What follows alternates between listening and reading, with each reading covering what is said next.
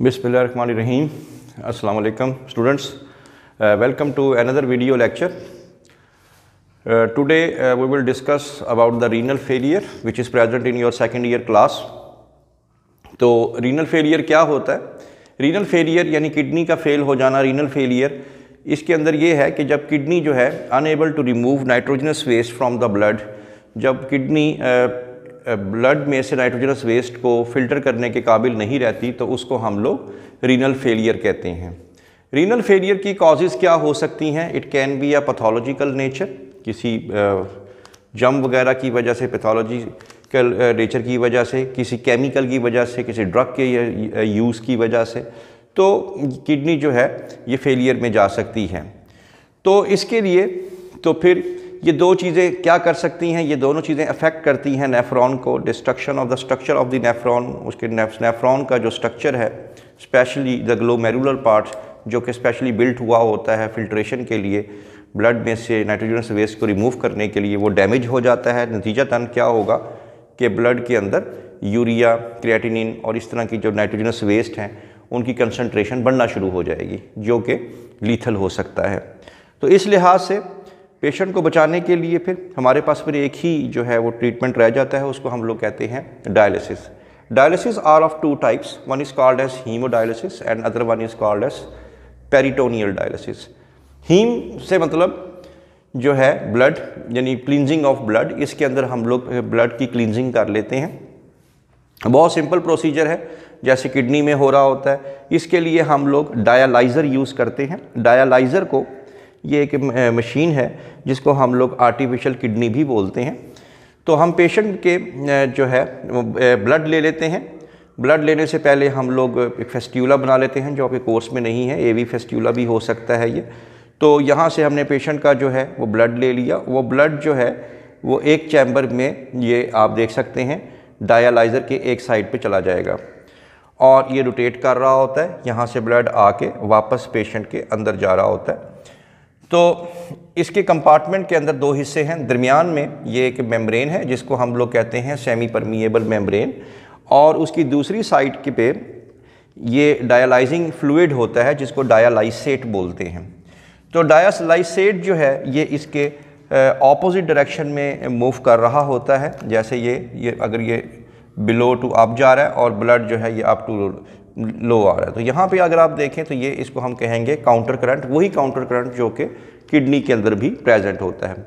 अब ये होगा कि जो वेस्ट मटेरियल होता है, ख़ास तौर पे जो नाइट्रोजनस वेस्ट है, यूरिया है, क्रिएटिनिन है, वो इस सेमी परमिएबल के अंदर मौजूद माइन्यूट पोर्स में से वो दूसरी तरफ चले जाएंगे, यानी डायलाइसेट में चले जाएंगे। और डायलाइसेट जाने के बाद ये ब्लड के अंदर जो नाइट्रोजनस वेस्ट है उसकी कंसंट्रेशन जो है वो कम हो जाएगी और नतीजतन इसको वापस पेशेंट को लगा दिया जाएगा। तो इस तरीके को हम लोग कहते हैं हीमोडायलिसिस। दूसरा तरीक़ेकार जो है वो कहलाता है पेरिटोनियल डायलिसिस। अब पेरिटोनियल क्या चीज़ होती है? पेरिटोनियम से वर्ड निकला है।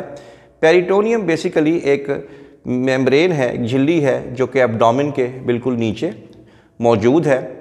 इसी वजह से इसको हम लोग पेरिटोनियल मेम्ब्रेन बोलते हैं। इसके अंदर टू कैथेटर्स यूज़ किए जाते हैं। अगर आप लोग देखें, ये हमारे पास यहाँ पे फिर डायलाइसेट है, ये जो है इस बॉटल के अंदर, ये है डायलाइसेट।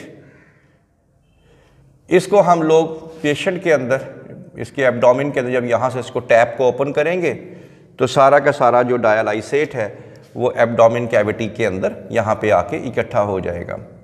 अब होता ये है कि पेरिटोनियम के अंदर rich supplies of blood capillaries होती हैं। तो ब्लड कैपिलरीज होने की वजह से, अगर ब्लड कैपिलरीज होंगी तो डेफिनेटली इसमें नाइट्रोजनस वेस्ट भी होगा। तो यहाँ से ये चीज़ें जो हैं ये डिफ्यूज़ कर जाती हैं डायलाइसेट के अंदर।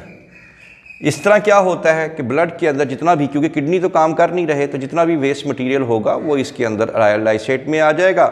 फिर बाद में इस वाली टैप को, जिसको मैं कह देता हूँ टैप नंबर 1, इसको हम लोग क्लोज़ कर देंगे और ये जो टैप नंबर 2 है इसको हम लोग ओपन कर देंगे और यहाँ से जो मटेरियल है, जो डायलाइसेट है now containing the nitrogenous waste, वो हम यहाँ से विड्रॉ करके यहाँ से निकाल लेंगे। इस तरह पेशेंट का जो वेस्ट मटेरियल है वो कम हो जाएगा।